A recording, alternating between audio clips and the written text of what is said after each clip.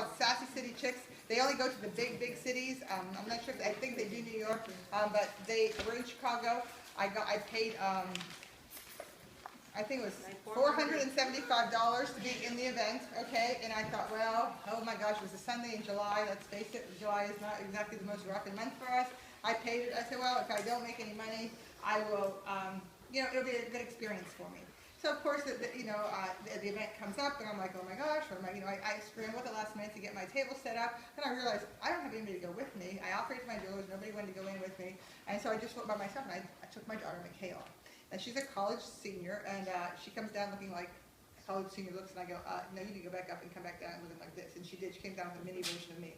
And so it was hysterical. She put her jewelry on. She's all, they get, it's funny to see them transform. Anyway, so we went to the event. So I said, I got to sell jewelry. I have to sell at least $500 worth of jewelry.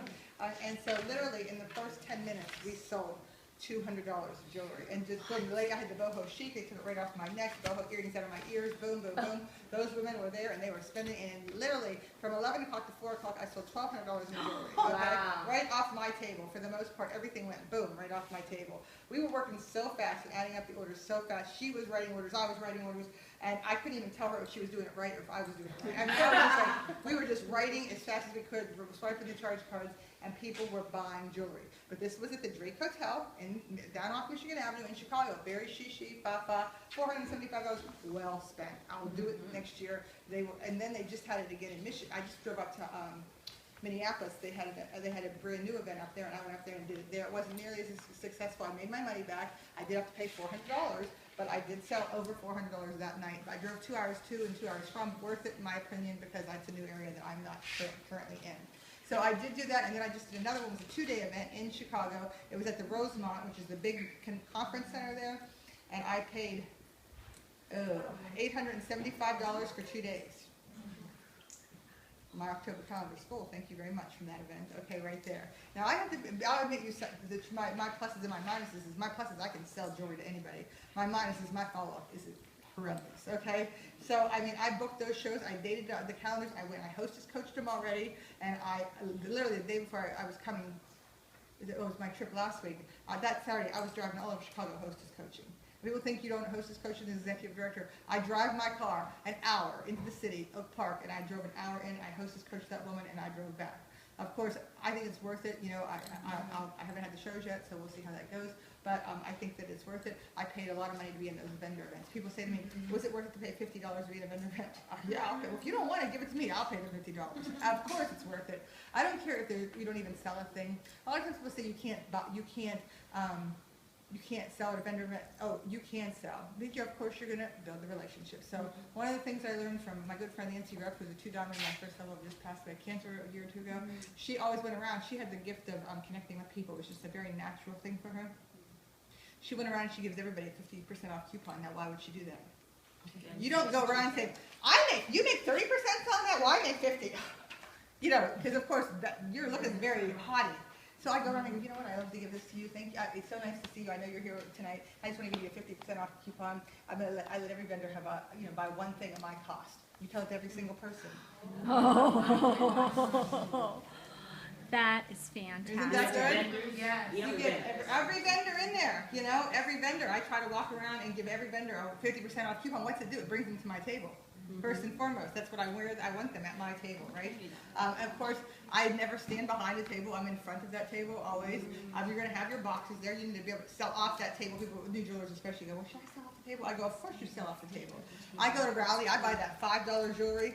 I was down there and I loaded myself up. I know, like with Mirage and Showstopper and all those old pieces that were the wow pieces that sell to the Chicago demographics. They buy that stuff. I bought every one of them I could barely carry. I mean, I was like Santa Claus coming out of there. I buy that $5 jewelry. That $5 jewelry is the bomb for a million reasons, and I can tell you 1,000 things to do with it. But and remind me, and I will. My melancholy folks remind me to come back to that. But you're going to sell that $5 jewelry. I sell that $5 jewelry. I sell it for $35, $40.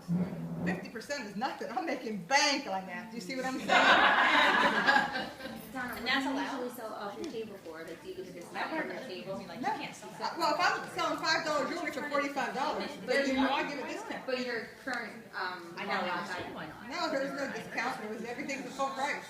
So when I sold all those items, they were full price. I sold straight up at full price. I did say if you spent, the one day that it was slow, of course you have to think on your feet. I had scarves there, so it was a slow morning on a Saturday, my first day there. I said if you spend $50, you get a scarf. Well, they like those scarves, you know, and of course we get the scarves dirt cheap, you know that. But I get them from, I don't always necessarily get them from Premier Incentives, I get them from different wholesale places. And I know Julie has a wholesale place, who else was, I mean, I've heard, Gailey just gave me a wholesale place. There's a lot of wholesale places out there. I'm sure you know a million of them too. You get those scarves for like $2 to $3. You don't want to spend more than $3 for a scarf. That's the max you're going to spend. But if you're going to spend $50 and I give them a scarf, they like that, and they will I can upsell them to $50. Now, depending on the crowd and where I'm doing, when I was at the Drake and I sold $1,200 in 5 hours, I didn't give anything. They got what they got. You know what I mean? I was working so fast, I couldn't even possibly keep up. Quick question about that $5 jewelry box. I've never bought $5, I've never gone around there or anything, but I thought I read on the Jewelers Only group you can't resell that jewelry. None. And I'm an independent distributor, so you can resell that jewelry for anything. You own it, so We you sell can jewelry. You can sell it. How do you get bookings at the vendor fairs? How do I get vendor? Yeah. At the vendor? I talk to people. Yeah? You know what? I just remember, I swear to you, on a stack of Bibles, this is, I remember being there thinking, I haven't got any bookings yet. Oh my goodness, I need to get bookings. I've got to fill out my calendar. Yeah. So I basically said, I flipped the switch in my brain and I said, everybody wants what I have. I literally said, flip the switch, change your thinking. Change your thinking, you get different actions. I stood at the vendor event. I'm at the vendor event. I get around from the table. Sharon comes up to me, and I'm like, "Hey, Sharon, you know, hey, what do you think of this jewelry? Do you love jewelry?" I always say, "Hey, do you like jewelry?" And they go, "Well, yeah, who doesn't?" And I'm like, "Well, are you a gold or a silver person? What's your favorite?" That's like that's my standard canned answer that I say to everybody. They go, "Oh, I wear both." I go, "Okay." I said, "Would you have a favorite?" "No, well, I guess I kind of like silver." I said, "Oh, okay, great." I say, "Well, I have my silver stuff over here, my gold stuff's over here, blah, blah, blah." I kind of, you know, separate it a little bit to give them, if there's a lot of people at the table, I need to have some kind of demarcation. And so they come up and I build a relationship with her. And I go, "Oh, well, this is one of our," and I kind of size her up, use jewelry lady instinct. I can kind of read her style from looking at her. She's a small person, a big person, I mean a small jewelry person, a big jewelry person. If she's got earrings that are sitting on her shoulder, I'm not going to show her the personal stuff. You know what I mean? Personal, right. I'm going to show her the wow pieces. So you guys understand what I'm saying. So I just build that connection with her, and I'm like, "Oh, you know," and I just talk to her, and I say, "Hey, what do you think about having some girlfriends over? We'll do a style show. I'd love to come over and get you some free jewelry. I know I can see you like this stuff." "Oh, you know what they say? Okay, yeah, I would love to do that." I say, "Well, guess what? If you give me a date in October," I went to Raleigh. I bought all the knockout bracelets I could find. You know the knockout Yes. bracelets? I bought every single one of them, and I could barely put in my bag. And I said, "If you huh? Like what I couldn't find it. Yeah, I can find it either. You know the other half? Well, you know what? I won't sell them for anything. One of my jewelers came over and goes, "Can I have one of those?" I go, "Not on your life. I'm sorry, those are mine." And I have them stashed away in a secret spot. No one's getting one. I won't give her. I'll give you any. You can have a new piece, but not the knockout. Because I know people will do anything to get that knockout bracelet. So why do I want to give it to a jeweler? I want to use it for a booking. So what I did is I say, if you, I put out the knockout bracelet. I said, "You like this bracelet?" I go, "This is what we call countertop jewelry. You leave it on your counter when you come home. You put it back on when you leave in the morning. You know, put it back on when you leave in the morning." I go, "If you give me a date on my calendar right now, you get to take this home with you right now." I got dates. Boom, boom, boom. I gave them the knockout bracelet. Cost me $5 if they fail. I'll chalk it up to experience, but I booked them. I went there, and they see the people that I have so far on my calendar seem like really solid individuals. They were shocked that I went to their house. They couldn't believe the professionalism of it. So I went there. I gave them over their invitations. I take the invitations off Red Stamp. The other thing that I do is take the invitations from Red Stamp. They're a JPEG. You know how you get them as JPEG? I upload them to Walgreens. I print them off in glossy 4x6s. I put them in the cute bags along with the mini catalog, and those are my invitations, so I never print invitations anymore. I just use Walgreens. You can get them for 10 cents each or 5, depending on the coupon of the week. But why ever print it? You don't need to print invitations when they look so much better, and you can use a ton of color coming from them and versus your printer ink in your printer. So does that help? But anyway.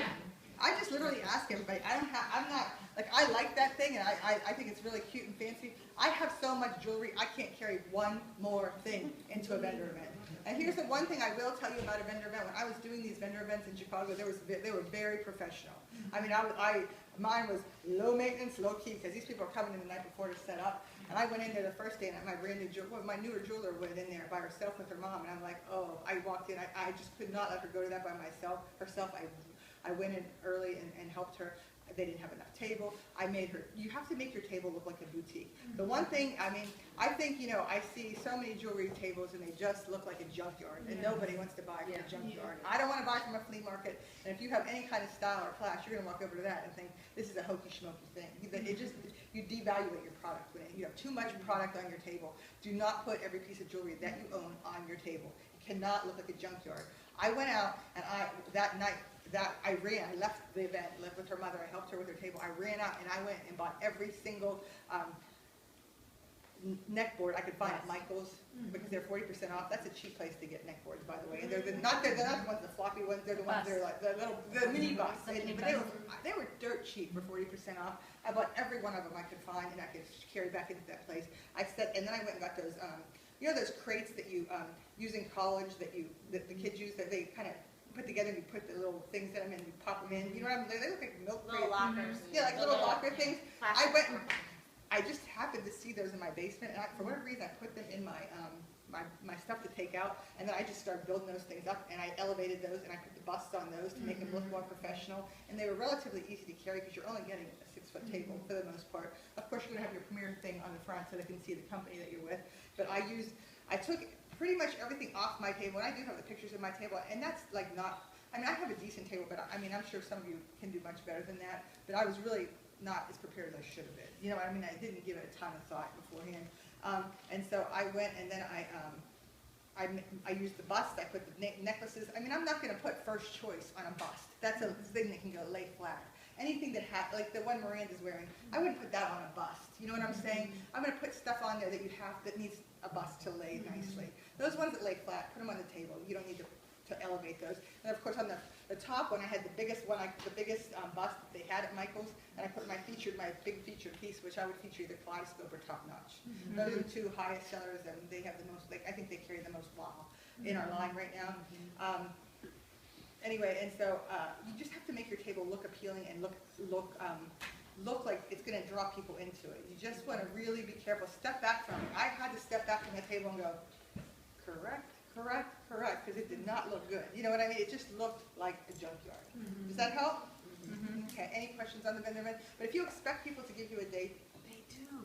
It's really in your expectation. I'm not like a big, I don't do games at my show. When I'm at my show, every single word I say is orchestrated or choreographed so that it has a specific, there's a specific reason to it. Either I'm adding value to them, I am going to explain something that I need to explain, like the hostess plan or the guarantee, or I'm going to build the relationship with them, like going around the room and saying their name, blah, blah, blah, with Magic Mike, or I'm booking or sponsoring, but I don't play games. I want my show to be short. I don't want to be duplicable, because in this business, duplicity is everything. Some people are game people. God bless you. I know who you are, but typically the sanguines, but that's the one thing I'm not as a game person. I'm not a gambler. I've never been a gambler. It's just a weird deal. You know, some people are, some people aren't. There's not a good or a bad. But I don't play games. I do the dice game because I have to have a booking activity. You know what I mean? And I'm good at it. Am I supposed to stop? No, I didn't. I took the lid off. We wanted to make sure you weren't going to spill it. I was